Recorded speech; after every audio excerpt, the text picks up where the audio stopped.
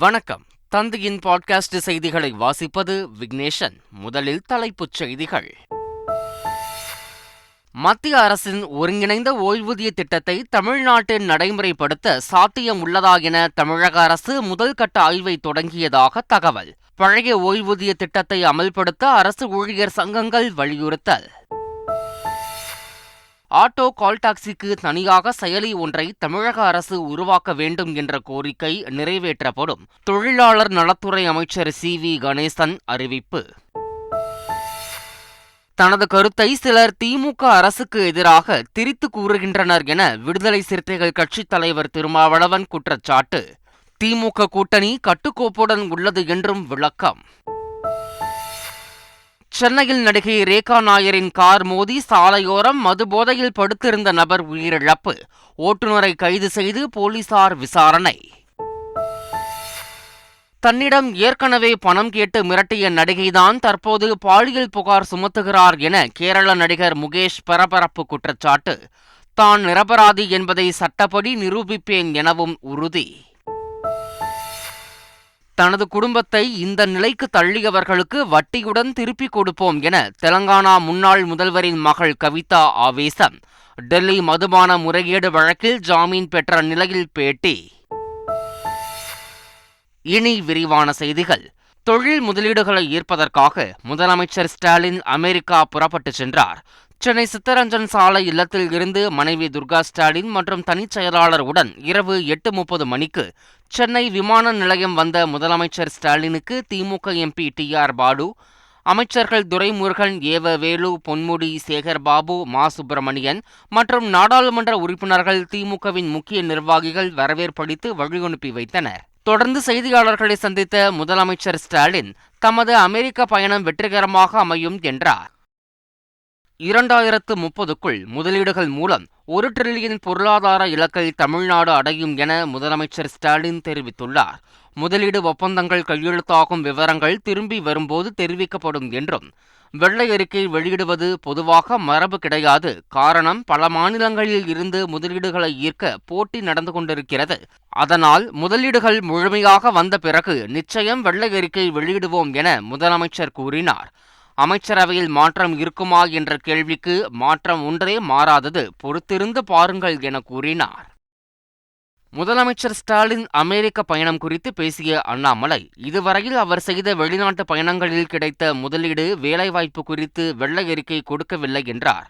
முதல்வரின் முதல் 3 வெளிநாட்டு பயணங்களை தோல்வி பயணங்களாக பார்ப்பதாக குறிப்பிட்ட அண்ணாமலை, இந்த முறை அவரது அமெரிக்க பயணம் தோல்வி பயணமாக அமைந்துவிடக் கூடாது என எதிர்பார்ப்பதாக தெரிவித்தார். தானும் படிப்பதற்காக வெளிநாடு செல்ல உள்ளதாக அண்ணாமலை தெரிவித்தார்.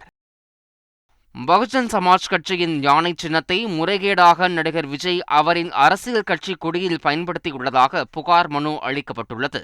சென்னை தலைமைச் செயலகத்தில் தமிழக தலைமை தேர்தல் அதிகாரி சத்யபிரதா சாகுவை சந்தித்து பகுஜன் சமாஜ் கட்சியின் மாநில செயலாளரான சத்தியமூர்த்தி புகார் மனுவை அளித்தார். அதில் தாவேக கொடியில் உள்ள யானை உருவத்தை அகற்றி மக்களிடையே குழப்பத்தை ஏற்படுத்தாமல் இருக்க இந்திய தேர்தல் ஆணையம் நடவடிக்கை எடுக்க வேண்டும் என கோரிக்கை விடுக்கப்பட்டுள்ளது. தலைமன்னார் கடல் பகுதியில் மீன் பிடித்துக் கொண்டிருந்த ராமேஸ்வரம் மீனவர்கள் 8 பேரையும் அவர்களின் விசைப்படகையும் இலங்கை கடற்படையினர் சிறைபிடித்தனர். கைது செய்யப்பட்ட மீனவர்கள் மன்னார் நீதிமன்றத்தில் ஆஜர்படுத்தப்பட்டனர். மீனவர்கள் 8 பேரையும் செப்டம்பர் 5ஆம் தேதி வரை வவுனியா சிறையில் அடைக்க இலங்கை நீதிமன்ற நீதிபதி உத்தரவு பிறப்பித்துள்ளார்.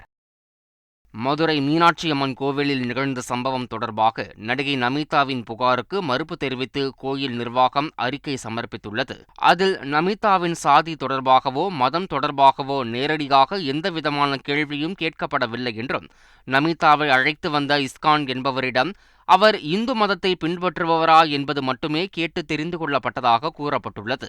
மேலும் காலசந்தி பூஜை முடிந்து திரை நீக்கப்பட்டவுடன் நமீதா, அவரது கணவர் மற்றும் உடன் வந்தவர்களை முக்கிய பிரமுகர்கள் செல்லக்கூடிய வழியில் அனுமதித்ததாகவும் தெரிவிக்கப்பட்டுள்ளது.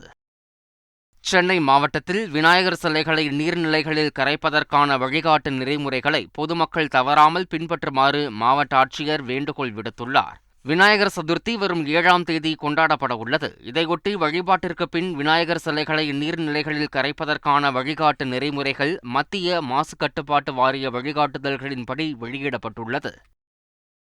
தமிழக பாஜக தலைவர் அண்ணாமலை ஒரு விட்டில் பூச்சி என முன்னாள் அமைச்சர் ஜெயக்குமார் விமர்சித்துள்ளார். அண்ணாமலையின் நிலைமை 7 நாட்கள் மட்டுமே வாழும் விட்டில் பூச்சி போன்றது. இதனை மறந்துவிட்டு பாரம்பரிய கட்சியும் 2026இல் ஆட்சிக்கு வரும் மாபெரும் கட்சியை பற்றி பேச அண்ணாமலைக்கு எந்தவித தகுதியும் இல்லை என தாக்கியுள்ளார். மேலும் 2026 சட்டமன்ற தேர்தலில் பாஜகவால் ஒரு சீட் கூட வெல்ல முடியாது, பாஜகவால் கோட்டை பக்கமே வர முடியாது, நோட்டாவோடுதான் போட்டி என கூறியுள்ளார். அரசியலில் தமிழக வெற்றிக் கழக தலைவர் விஜய் வெற்றி பெற விடுதலை சிறுத்தைகள் கட்சித் தலைவர் திருமாவளவன் வாழ்த்து தெரிவித்துள்ளார். அரசியல் களம் எவ்வளவு கடினமானது, போராட்டம் நிறைந்த களம் என தெரிவித்த திருமாவளவன், இனி நடைமுறையில் விஜய் சந்திக்க நிறைய வாய்ப்பு உருவாகும் என்றார். மேலும் மக்களுக்கு நன்மை நிகழ்ந்த பிறகே கருத்து கூற முடியும் என்றும், அரசியலில் விஜய் வெற்றி பெறுவதற்கு என் வாழ்த்துக்கள் என்றும் கூறினார். புதுக்கோட்டை மாவட்ட காவல்துறை கண்காணிப்பாளர் வந்திதா பாண்டே மற்றும் அவரது குடும்பத்தினர் மீது இணையவழி ஆபாச தாக்குதல் நடத்தி வரும் அனைவர் மீதும் உடனடி நடவடிக்கை எடுக்கப்பட வேண்டும் என திமுக நாடாளுமன்ற உறுப்பினர் கனிமொழி வலியுறுத்தியுள்ளார். ஒரு சக பெண்ணாகவும் சமூக அக்கறை உள்ள நபராகவும் வந்திதா பாண்டேவின் கரம் பற்றி அவருக்கு தமது ஆதரவையும் அன்பையும் தெரிவித்துக் கொள்வதாகவும் கனிமொழி எக்ஸ் தள பதிவில் குறிப்பிட்டுள்ளார். நெல்லை மாவட்டம் மாஞ்சோலை தேயிலை தோட்ட தொழிலாளர்கள் தொடர் உண்ணாவிரத போராட்டத்தை தொடங்கினர். மாஞ்சோலை எஸ்டேட் தேயிலை தோட்டங்களை அரசு எடுத்து நடத்த வேண்டும், மாஞ்சோலை பகுதியில் வசிக்கும் நபர் ஒருவருக்கு தலா 10 ஏக்கர் நிலம் வழங்க வேண்டும், தேயிலை தோட்ட தொழிலாளர்களுக்கு இழப்பீடாக தலா 25 லட்சம் ரூபாய் பணம் வழங்க வேண்டும் என்பன உள்ளிட்ட கோரிக்கைகளை அவர்கள் வலியுறுத்தி போராட்டத்தில் ஈடுபட்டுள்ளனர். தமிழ்நாட்டில் 90% எம்சான் தரமில்லாமல் விநியோகம் செய்யப்படுவதாக மணல் லாரி உரிமையாளர் சங்கத்தினர் குற்றம் சாட்டியுள்ளனர். தமிழக அரசு அறிவித்தபடி 26 மணல் குவாரிகளை உடனடியாக திறக்க வலியுறுத்தி ஒருங்கிணைந்த மணல் லாரி உரிமையாளர்கள் நலசங்கத்தின் சார்பில் சேலம் கோட்டை மைதானத்தில் உண்ணாவிரத போராட்டம் நடைபெற்றது. அப்போது செய்தியாளர்களை சந்தித்த சங்கத்தின் மாநில தலைவர் பன்னீர்செல்வம், தமிழ்நாட்டில் 90% எம்சான் தரமில்லாமல் விநியோகம் செய்யப்படுவதாகவும், மத்திய மாநில அரசுகளின் வீடு கட்டும் திட்டத்திற்காவது ஆற்று மணல் வழங்க நடவடிக்கை எடுக்க வேண்டும் என்றும் வலியுறுத்தியுள்ளார். தமிழக பாஜக தலைவர் அண்ணாமலை லண்டன் புறப்பட்டுச் சென்றார். அரசியல் கல்வி பயில்வதற்காக அண்ணாமலை லண்டன் செல்லும் நிலையில் 13 வாரங்கள் பயின்ற பிறகு இந்த ஆண்டு இறுதியில் மீண்டும் சென்னை திரும்புவார் என்று எதிர்பார்க்கப்படுகிறது. இந்நிலையில் சென்னை விமான நிலையத்தில் இருந்து லண்டன் புறப்பட்டுச் சென்ற அண்ணாமலையை பாஜகவினர் உற்சாகமாக வழியனுப்பி வைத்தனர். பிரபல நடிகை சனம் ஷெட்டி சைபர் கிரைம் மோசடி குறித்து விழிப்புணர்வு வீடியோவை வெளியிட்டுள்ளார். அதில் தன்னிடம் டெலிகாம் நிறுவனத்தில் இருந்து பேசுவதாக கூறியும், மும்பை காவல் நிலையத்தில் இருந்து பேசுவதாக கூறியும் 2 பேர் ஏமாற்ற பார்த்தனர். என்னுடைய ஆவணங்களை தருமாறும் கேட்டனர். நான் விழிப்புணர்வுடன் இருந்ததால் தப்பித்தேன் என குறிப்பிட்டுள்ளார். நடப்பாண்டில் 16,500 கோடி ரூபாய் பயிர்க்கடன் வழங்க இலக்கு நிர்ணயிக்கப்பட்டுள்ளதாக அமைச்சர் பெரிய கருப்பன் தெரிவித்துள்ளார். நகை கடன்களை பொறுத்தவரை 51% இலக்கை அடைந்துள்ளதாகவும் அவர் குறிப்பிட்டுள்ளார். மேலும் நியாய விலை கடைகளில் தொடங்கி தமிழ்நாடு கூட்டுறவு வங்கி வரை நவீனமயமாக்குவது இந்த ஆண்டின் இலக்காக உள்ளது என்றார். அத்துடன் புதிய குடும்ப அட்டைகள் வழங்குவதை உணவுத்துறை தரப்பில் செய்து வருகிறோம், தகுதியுடைய அனைவருக்கும் வழங்கப்படும் என தெரிவித்தார். சென்னை வியாசர்பாடி புளியந்தோப்பு பகுதிகளில் சாலையோரம் உறங்கும் ஆதரவற்றோரின் காலில் பேப்பரை சுற்றி திருநங்கைகள் தீ வைத்த சம்பவம் அதிர்ச்சியை ஏற்படுத்தியுள்ளது. இது தொடர்பாக சக திருநங்கை ஒருவர் சென்னை காவல் ஆணையரகத்தில் புகார் அளித்துள்ளார். மேலும் ரீல்ஸ் மோகத்தில் திருநங்கைகள் இதுபோன்ற செயலில் ஈடுபடுவதாக குற்றம் சாட்டியுள்ள அவர், தீ வைப்பு சம்பவத்தால் பாதிக்கப்பட்ட மனநலம் குன்றியவர் ஒருவரையும் உடன் அழைத்து வந்திருக்கிறார். சென்னையில் நடிகை ரேகா நாயரின் கார் மோதி ஒருவர் உயிரிழந்த சம்பவம் பரபரப்பை ஏற்படுத்தியுள்ளது. சென்னை ஜாஃபர்கான் பேட்டையில் சாலையோரம் மது போதையில் படுத்திருந்த மஞ்சன் என்பவரின் மீது கார் ஒன்று ஏறி இறங்கியது. இதில் அவர் நிகழ்விடத்திலேயே உயிரிழந்த நிலையில் விபத்தை ஏற்படுத்திய பாண்டி என்பவரை பிடித்து போலீசார் விசாரித்த நிலையில் அவர் ரேகா நாயரின் கார் ஓட்டுநர் என்பதும், விபத்து ஏற்பட்ட கார் ரேகா நாயரின் பெயரில் பதிவு செய்யப்பட்டிருப்பதும் தெரிய வந்துள்ளது. கோவை அருகே பெண் குழந்தையை விற்ற தாய் உட்பட 3 வரை போலீசார் கைது செய்தனர். சின்னக்கண்ணான் புதூரைச் சேர்ந்தவர் நந்தினி. 22 வயதான இவருக்கு திருமணமாகி 3 வயதில் ஆண் குழந்தை உள்ள நிலையில் கடந்த 14ஆம் தேதி பெண் குழந்தை பிறந்திருக்கிறது. பெண் குழந்தையை விற்க முடிவு செய்த நந்தினி இடைத்தரகரான தேவிகா உதவியுடன் கூடலூர் கவுண்டம்பாளையத்தைச் சேர்ந்த மகேஸ்வரன் அனிதா தம்பதியிடம் சுமார் 1 லட்சம் ரூபாய்க்கு குழந்தையை விற்றிருக்கிறார். இதுகுறித்து தகவல் அறிந்த போலீசார் அனைவரையும் கைது செய்து விசாரித்து வருகின்றனர். ரஷ்யா உக்ரைன் இடையிலான பிரச்சினையை தீர்க்க பேச்சுவார்த்தை மற்றும் இராஜாங்க நடவடிக்கைகள் அவசியம் என பிரதமர் மோடி வலியுறுத்தியுள்ளார். ரஷ்ய அதிபர் புதினுடன் பிரதமர் மோடி தொலைபேசியில் தொடர்பு கொண்டு உரையாடினார். அப்போது ரஷ்யா மற்றும் உக்ரைன் இடையே நிலவி வரும் மோதல் குறித்து இரு தலைவர்களும் தங்களின் கருத்துக்களை பரிமாறிக்கொண்டனர். பிரதமர் தனது சமீபத்திய உக்ரைன் பயணத்தின் அம்சங்களையும் புதினுடன் பகிர்ந்து கொண்டுள்ளார். இரு நாடுகள் இடையேயான பிரச்சினையை தீர்க்க பேச்சுவார்த்தை மற்றும் இராஜாங்க நடவடிக்கைகள் மிகவும் அவசியம் என வலியுறுத்தியுள்ளார். பல்வேறு மாநிலங்களில் 12 மாநிலங்களவை உறுப்பினர்கள் போட்டியின்றி தேர்வு செய்யப்பட்டுள்ளனர். 9 மாநிலங்களில் காலியாக உள்ள 12 மாநிலங்களவை உறுப்பினர் பதவிக்கு செப்டம்பர் 3ஆம் தேதி தேர்தல் நடைபெறும் என தேர்தல் ஆணையம் அறிவித்திருந்தது. வேட்புமனுவை திரும்பப் பெறுவதற்கு கடைசி நாளான நேற்று வரை 12 வேட்பாளர்களை தவிர்த்து வேறு யாரும் வேட்புமனு தாக்கல் செய்யவில்லை. இதனால் 12 பேரும் போட்டியின்றி தேர்வு செய்யப்பட்டுள்ளனர். பாஜகவைச் சேர்ந்த 9 பேர், அதன் கூட்டணி கட்சிகளைச் சேர்ந்த 2 பேர், காங்கிரஸ் கட்சியைச் சேர்ந்த ஒருவர் என தேர்ந்தெடுக்கப்பட்டுள்ளனர். டெல்லி மதுபான கொள்கை முறைகேட்டில் கைது செய்யப்பட்ட கவிதாவிற்கு சிபிஐ அமலாக்கத்துறை வழக்குகளில் ஜாமீன் வழங்கி உச்சநீதிமன்றம் உத்தரவிட்டுள்ளது. மனுவை விசாரித்த நீதிபதிகள் வழக்கில் 493 சாட்சிகளை விசாரித்து 50,000 பக்க ஆவணங்களையும் ஆய்வு செய்து விசாரணையை நிறைவு செய்வது சாத்தியமில்லை. வழக்கு விசாரணையில் கைதிக்கு விதிக்கப்படும் நீதிமன்ற காவல் தண்டனையாக மாறக்கூடாது என்று மனுஷ் சிசோடியா வழக்கில் சொன்னது இந்த வழக்கிலும் பொருந்தும் என்றனர். இரு வழக்குகளிலும் தலா 10 லட்சம் ரூபாய்க்கான சொந்த பிணைத் தொகையை வழங்கிய பிறகு மனுதாரரை ஜாமீனில் விடுவிக்கலாம், அவர் பாஸ்போர்ட்டை ஒப்படைக்க வேண்டும் என உத்தரவிட்டனர். நடிகைகள் மீதான துன்புறுத்தல் விவகாரத்தை அடுத்து கேரள நடிகர் சங்கத்தில் இருந்து தலைவர் நடிகர் மோகன்லால் உட்பட 17 நிர்வாகிகள் ஒட்டுமொத்தமாக ராஜினாமா செய்துள்ளனர்.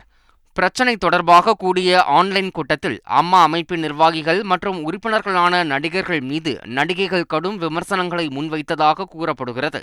இதையடுத்து கேரள நடிகர் சங்க நிர்வாகிகள் அனைவரும் ஒன்றாக ராஜினாமா செய்திருப்பது தென்னிந்திய திரையுலகை அதிர்ச்சியில் ஆழ்த்தியுள்ளது. மோகன்லால் உள்ளிட்ட ஒட்டுமொத்த நிர்வாகிகள் ராஜினாமா செய்துள்ள நிலையில் கேரள நடிகர் சங்கமான அம்மா அமைப்பிற்கு 2 மாதங்களுக்குள் பொதுக்குழு கூடி புதிய நிர்வாகிகள் தேர்வு செய்யப்படுவார்கள் என தெரிவிக்கப்பட்டுள்ளது.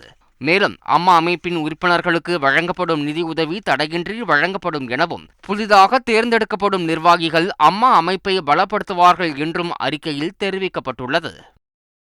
திருச்சூரில் செய்தியாளர் ஒருவரை மத்திய இணையமைச்சர் சுரேஷ் கோபி தள்ளிவிட்ட சம்பவம் சமூக வலைதளங்களில் பரவி வருகிறது.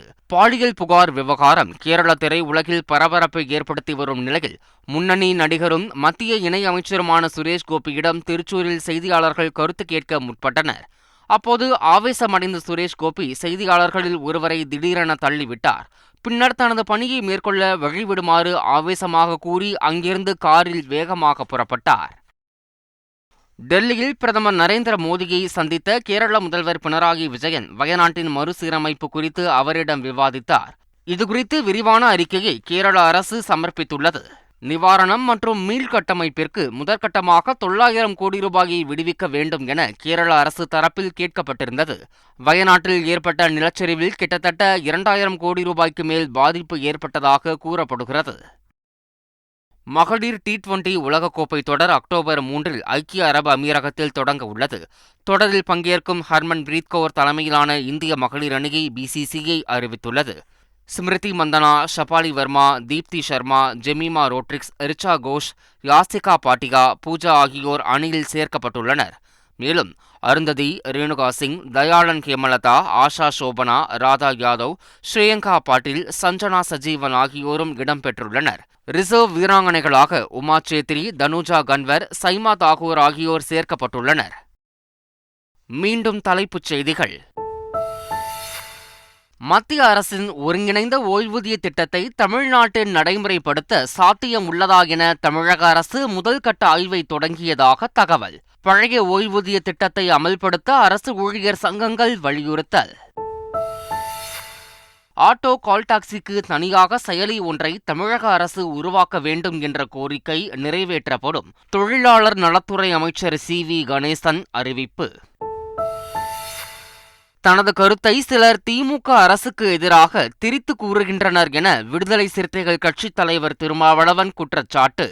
திமுக கூட்டணி கட்டுக்கோப்புடன் உள்ளது என்றும் விளக்கம். சென்னையில் நடிகை ரேகா நாயரின் கார் மோதி சாலையோரம் மதுபோதையில் படுத்திருந்த நபர் உயிரிழப்பு. ஓட்டுநரை கைது செய்து போலீசார் விசாரணை.